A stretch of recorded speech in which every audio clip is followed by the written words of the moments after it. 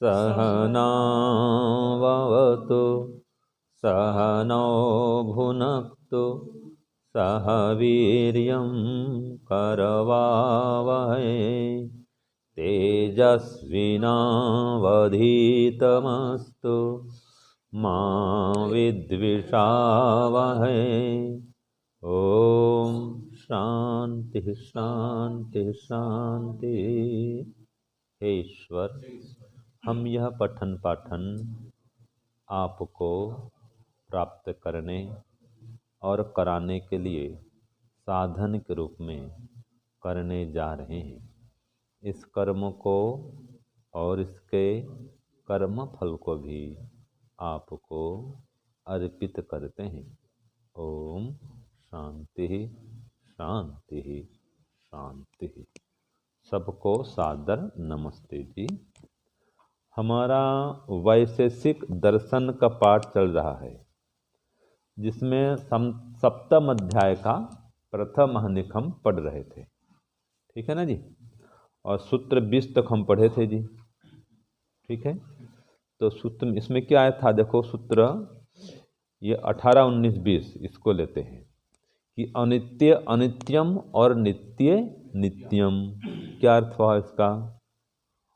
अनित्य द्रव्यों में बताओ क्या होता है?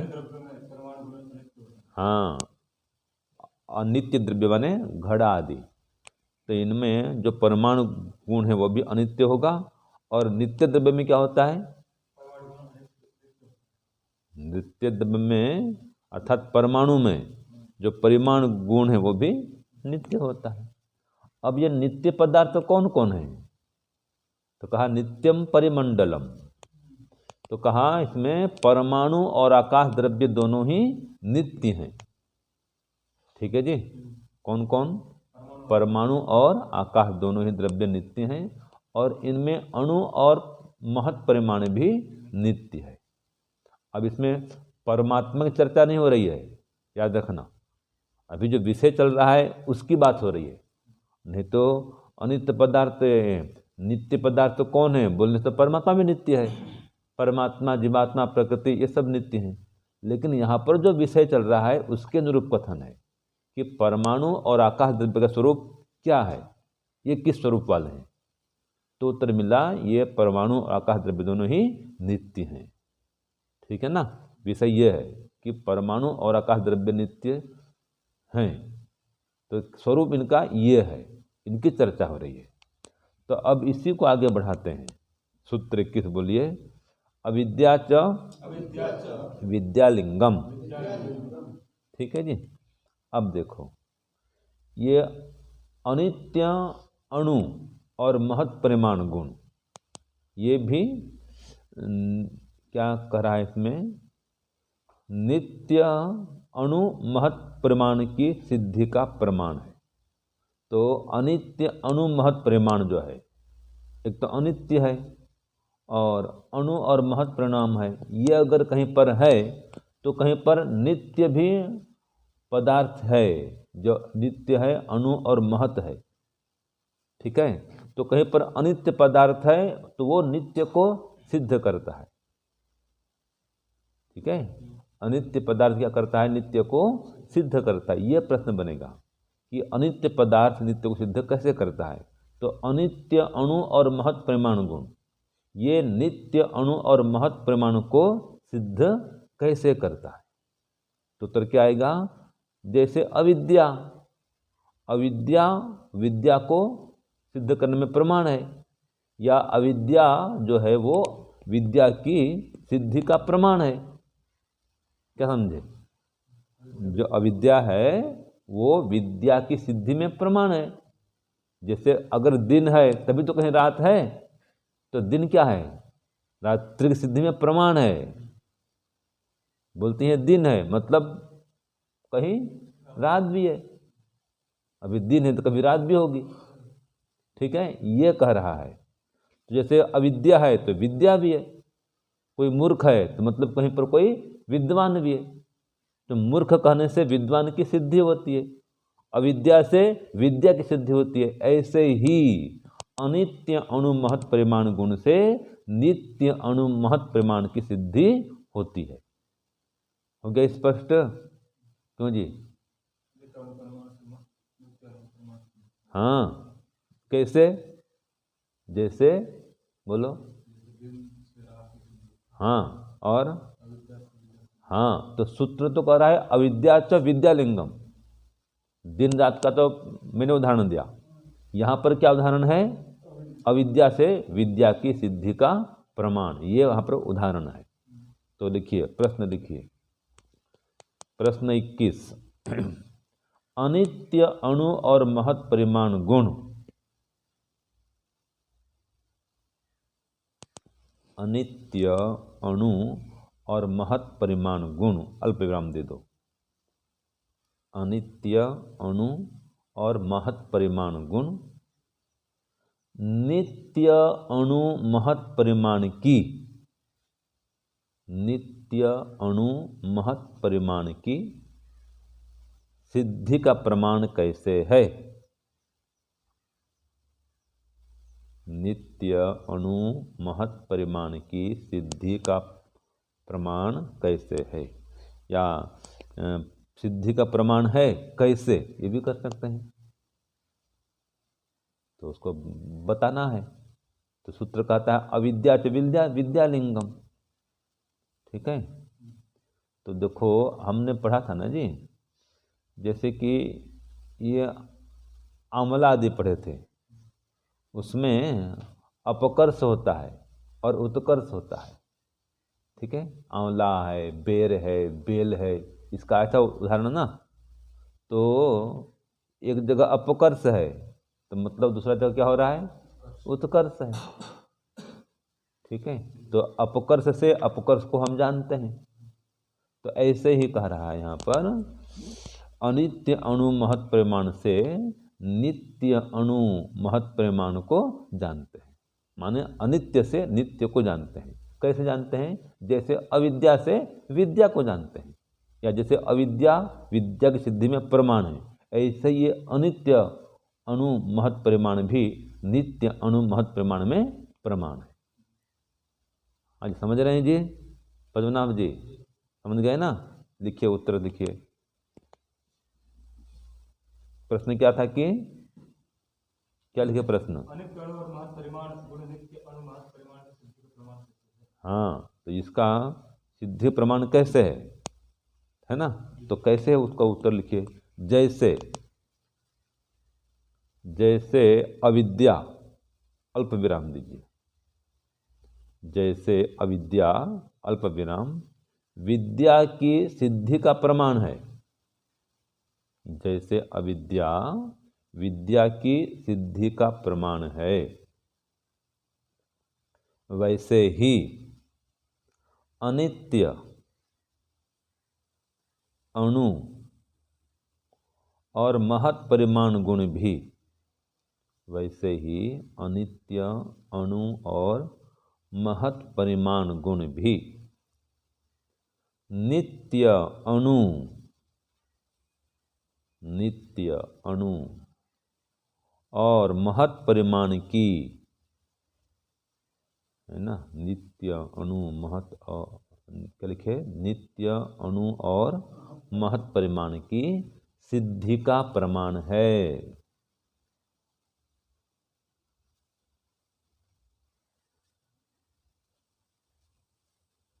ठीक है जी। इसको और सरल कर दूं तो देखो, एक वाक्य में कहेंगे तो ये तो सूत्रार्थ पूरा हो गया। ठीक है, अब समझो, जैसे अविद्या से विद्या की सिद्धि होती है, वैसे ही अनित्यता से नित्यता की सिद्धि होती है। एक वाक्य में छोटा करना हो तो समझने के लिए ही है। समझ रहे हैं? जैसे अविद्या से विद्या की सिद्धि होती है, वैसे बताओ अनित्यता से, बस, तो वैसे अनित्य पदार्थ से नित्य पदार्थ की सिद्धि होती है। यहाँ पर कहा अनित्य अणु और महत परिमाण से नित्य अणु और महत परिमाण की सिद्धि होती है। हो गया स्पष्ट ना? गुण है ना जी? महत परिमाण गुण तो है, बड़ा होना, आकार का बड़ा होना, ये गुण है ना? ठीक है। परिमाण गुण भी नित्य अणु और महत् परिमाण से सिद्ध प्रमाण, महत् परिमाण गुण महत् परिमाण से सिद्ध। अनित्य अणु और महत् परिमाण गुण, अनित्य जो है वो नित्य और अणु ने नित्य अणु और महत् परिमाण को सिद्ध करता है। जो अनित्य है वो सिद्ध करता है नित्य को। मुख्य बात क्या लेंगे, अनित्य। जो अनित्य अणु महत् परिमाण है, ठीक है, अनित्य अणु और महत् परिमाण है, वह नित्य और अणु महत् परिमाण को सिद्ध करता है, नित्य को सिद्ध करता है। मतलब ये घड़ा है ना जी, घड़ा कैसा है, अनित्य है ना और महत् परिमाण है, ठीक है। तो आकाश नित्य है और वो भी महत् परिमाण है। तो ये अणु परिमाण है नहीं, ये महत् परिमाण है, अनित्य पदार्थ है, तो वो आकाश नित्य है और महत् परिमाण। ऐसे ही छोटा सा कोई अणु परिमाण कर लीजिए, वो अनित्य है। मान लीजिए दीपक है, वो छोटा है उसकी तुलना में, तो ये अनित्य अणु पदार्थ और नित्य परमाणु पदार्थ को सिद्ध, अणु पदार्थ को सिद्ध करेगा, वो नित्य को सिद्ध करेगा। मान जो अनित्य है वो नित्य को सिद्ध करेगा, वो चाहे अणु परिमाण वाला हो चाहे महत् परिमाण वाला हो। मुख्य बात इसकी है ना। हाँ, तो अनित्य को है ना जी, जैसे अविद्या से विद्या की सिद्धि होती है, वैसे अनित्यता से नित्यता की सिद्धि होती है, या अनित्य गुण से नित्य गुण की सिद्धि होती है। तो यहाँ पर वो अणु और महत् परिमाण गुण से, ठीक है, जो अनित्य अणु और महत् परिमाण गुण है उससे नित्य अणु और महत् परिमाण गुण की सिद्धि होती है। हो गया स्पष्ट। चलो सूत्र 21 हो गया। अब सूत्र 22 देखिए। सूत्र 22 में दो हैं, क और ख मिला करके, फिर उसके बाद 23 है, ये तीनों मिला हुआ है। तो सूत्र बोलिए 22 क, विभवान महान आकाशः। आगे ख बोलिए 22 का, तथा च आत्मा। अब सूत्र 23 बोलिए, तद अभावात अणु मनः। ये तीनों सूत्र साथ में है। तो पहला 22 का क और ख, इसको समझेंगे ये क्या कहता है, फिर 23 को पढ़ेंगे। तो सूत्र 22 क्या कहता है, क और ख दोनों में, कि आकाश महत् परिमाण वाला क्यों है। देखो प्रश्न क्या आ रहा है, आकाश महत् परिमाण वाला क्यों है और ईश्वर का स्वरूप कैसा है। ये दोनों सूत्र 22 के क और ख में है, ठीक है। और ये जो 22 का संबंध है ना, सूत्र 23 से भी है 22 ख का जो संबंध है। तथा तो आत्मा जो कह रहा है, तो जैसा विभवान है तो आकाश कैसा है, विभु है, महान है, ऐसे परमात्मा है। तो यहाँ पर आत्मा का अर्थ क्या लेंगे, परमात्मा। और नीचे मन अणु है, वैसे आत्मा भी अणु है। तो यह आत्मा शब्द है ना, दोनों के लिए आ रहा है, जीवात्मा के लिए भी आ रहा है और परमात्मा के लिए भी आ रहा है। जहाँ विभवान शब्द आ गया, विभु है, तो वो आत्मा कौन है, परमात्मा। और जहाँ पर मन के समान अणु आ रहा है, तो वो आत्मा कौन है, जीवात्मा। तो ये है। तो सूत्र का प्रश्न लिखिए पहले, 22 क और ख दोनों इकट्ठा हो जाएगा। प्रश्न 22 क ख कर दीजिए। आकाश महत् परिमाण वाला क्यों है।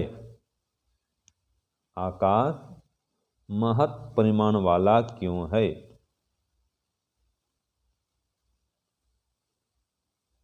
ठीक है। और ईश्वर का स्वरूप कैसा है।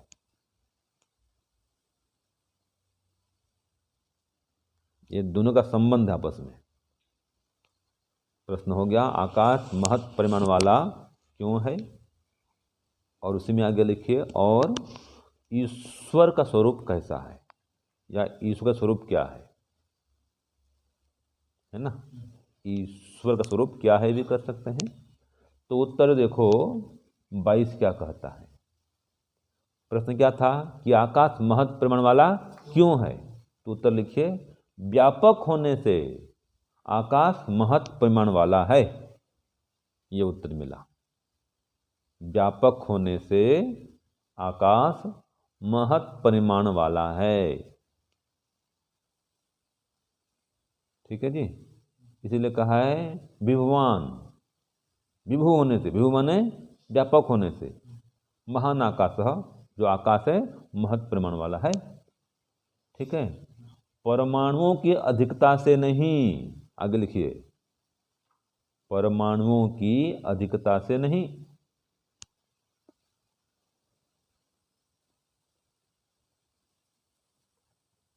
इसी प्रकार से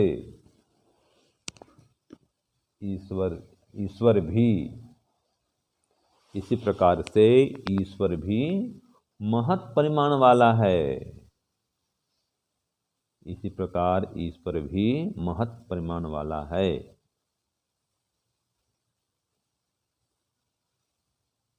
हो गया? तो दोनों प्रश्नों को उत्तर आ गया।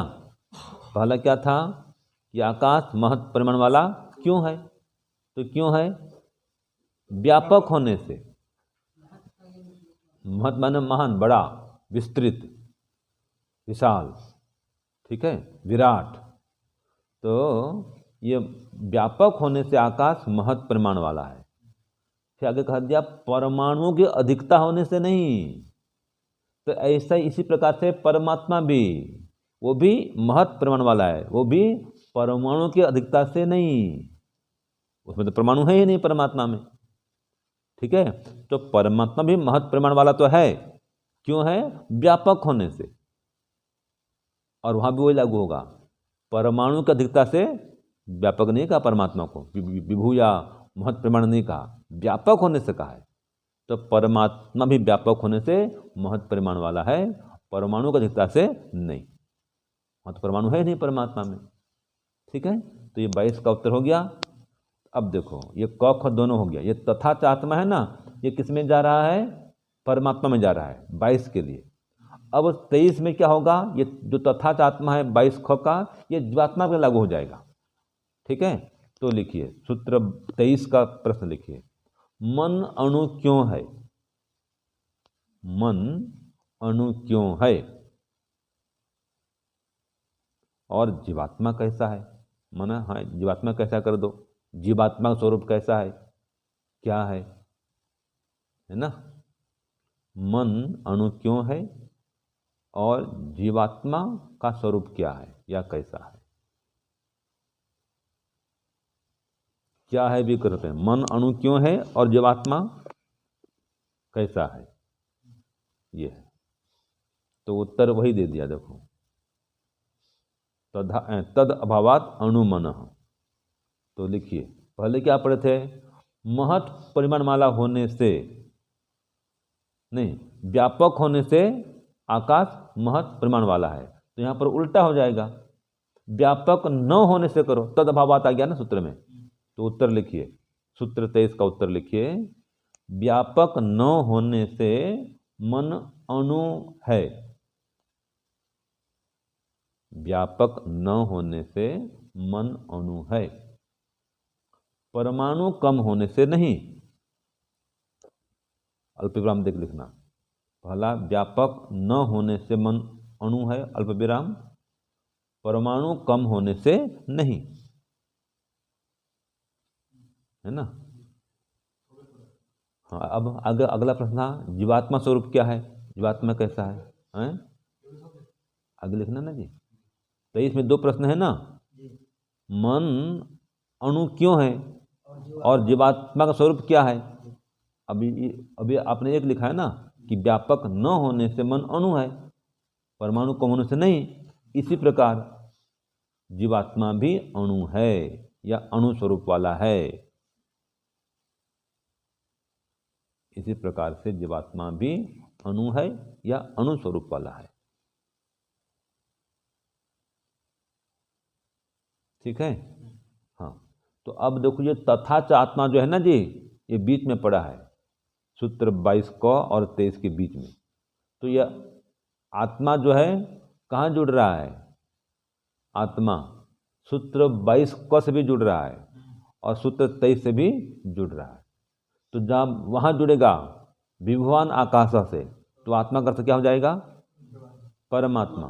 और जहाँ पर तद अभावात माने उस व्यापकता के न होने से, अभाव होने से मन कैसा है? अणु है। तो इससे जब जुड़ेगा वो आत्मा, तो क्या अर्थ होगा? जीवात्मा। ये तो है।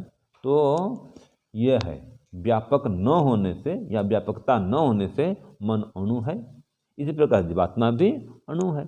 लेकिन ये उसमें क्या था? परमाणु की अधिकता से अर्थ नहीं था उसमें, खाली व्यापक होने से महत् परिमाण था, परमाणु का अधिक होने से नहीं। ऐसे व्यापक न होने से जीवात्मा अणु है और परमाणु के कम होने से नहीं। ठीक है। तो आत्मा जो है दोनों में जुड़ रहा है, दोनों में लागू हो रहा है, परमात्मा के लिए भी और जीवात्मा के लिए भी। हो गया स्पष्ट? अब चलो सूत्र 24, गुणेर दिग व्याख्याता। अब दिशा के विषय में आया, गुण ही दिग व्याख्याता। ठीक है। तो एक प्रश्न बनेगा, दिशा के स्वरूप को किस प्रकार जानेंगे, या दिशा का स्वरूप क्या है, ऐसा लिखिए। ऐसा करो, दिशा का स्वरूप क्या है कर दो, दिशा का स्वरूप क्या है, एक प्रश्न में हो जाएगा। दिशा का स्वरूप क्या है? ठीक है जी, ये प्रश्न हुआ।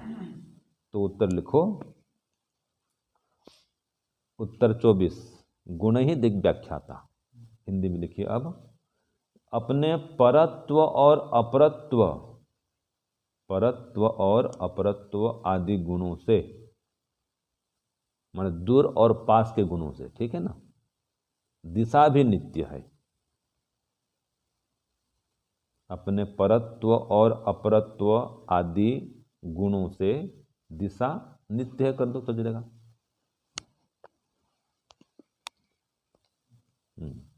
और उसमें महत् परिमाण भी नित्य है, और उसमें महत् परिमाण भी नित्य है।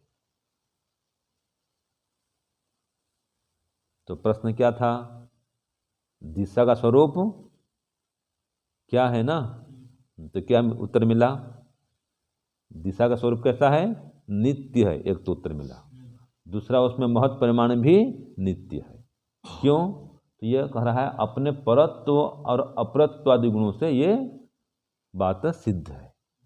ये बोलते हैं दूर और पास, है ना, तो ये दिशा में लागू होता है ना भाई, वो उधर सूर्यास्त हो रहा है, दूर है, और बोले ये इस दिशा में है, ये पास में है, वो दूर है, ये पास में है।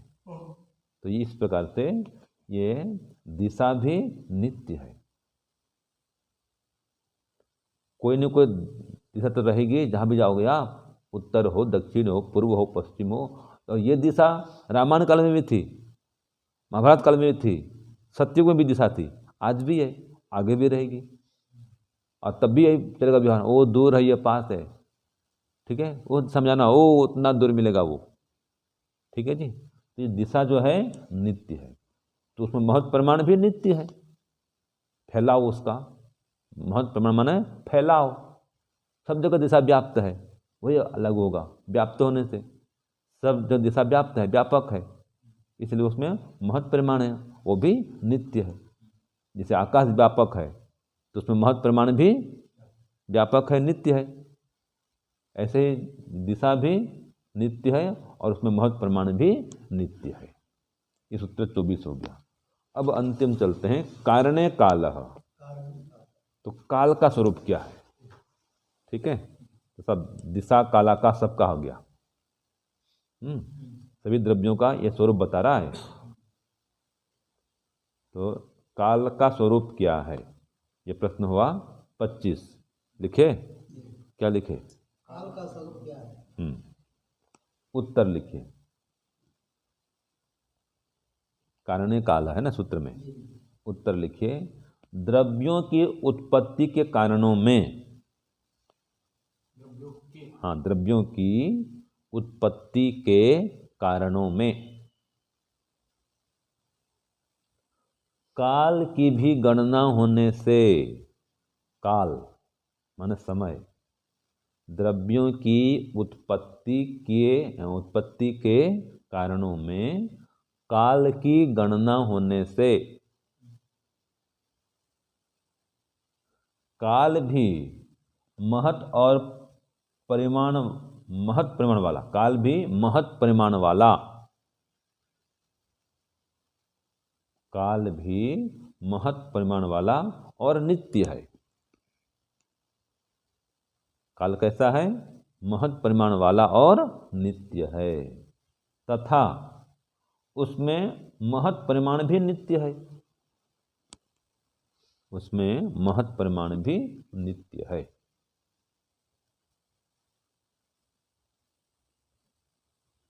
तो काल का स्वरूप क्या है? ये उत्तर मिला। कैसा है? महत परिमाण वाला है और नित्य है। तो उसमें जो महत परिमाण है वो भी कैसा है? वो भी नित्य है। तो ये तीनों बातें आ गई, दिशा भी, काल भी, आकाश भी, ये तीनों कैसे हैं? महत परिमाण वाले हैं और इनका महत परिमाण भी नित्य है। ये तीनों के द्रव्य है ना भी, ये तीनों द्रव्य नित्य है। दिशा, काल, आकाश, ये तीनों द्रव्य नित्य हैं, महत परिमाण वाले हैं और उनका परिमाण भी नित्य है। तो महत परिमाण माने फैलाव, सब जगह फैले हुए हैं, सब जगह दिशा व्याप्त है ना। काल भी व्याप्त है, समय तो कोई कोई रहेगा सभी जगह, लेकिन यहाँ पर कहा हेतु दिया कि द्रव्यों की उत्पत्ति के कारणों में काल की गणना होने से। देखो ये आपका शरीर का जन्म हुआ है, डेथ ऑफ बर्थ लिखते हैं ना, या जन्म सन इतना है, तो आपके शरीर की उत्पत्ति में काल का योगदान है कि नहीं है? जानते हैं ना भी इतना उम्र है, तो काल से जानते हैं ये मेरा जन्म दिवस है, ये जन्म तारीख है। तो द्रव्य उत्पत्ति में ये मकान कब बना, यह भी लिखा होता है, देखो इतना दिन बना है। तो कोई भी पदार्थ आप मार्केट से कोई सामान खरीदो, वहाँ क्या लिखा होता है? पहले उसमें मैन्युफैक्चर का डेट लिखा होता है, इतना दिन में बना था या इस तरह बना था, और फिर लिखा है एक्सपायरी डेट, इतने दिन में खत्म हो जाएगा। तो द्रव्य की उत्पत्ति में समय का भी योगदान है कि नहीं है? लिखते हैं ना वहाँ पर भी, आज के भी लिखने। देखो देश कब आज़ाद हुआ था? 1947 को। तो देश की आज़ादी में काल का भी दो नाम आ गया, 1947। सृष्टि उत्पत्ति कब हुई थी? वहाँ भी काल है। हाँ हाँ, 1,96,00,000,000, हाँ 8,53,000 और 124 वर्ष चल रहा है अभी ना, ये है। तो देखो सृष्टि की उत्पत्ति में काल का योगदान है। तो इसलिए जो काल है नित्य है, ठीक है ना, और इसमें महत परिमाण भी नित्य है। तब भी काल था, सृष्टि का आदि समय भी काल था, आज भी काल है, आगे भी रहेगा। यहाँ तक कि प्रलय होने तब भी काल रहेगा, प्रलय काल बोलते हैं उसको। सृष्टि काल, प्रलय काल, वो नित्य है ये और महत परिमाण है। तो ये आपका सूत्र 25 भी पूरा हो गया और ये द्वितीय आहनिक भी पूरा हो गया। तो लोग प्रश्न करते हैं आहनिक माने क्या है? तो आहनिक माने एक दिन में जिसको ऋषि ने पूरा किया होगा, जिस पाठ को लिखाया होगा या पढ़ाया होगा, उसके हम उसको आहनिक बोलते हैं।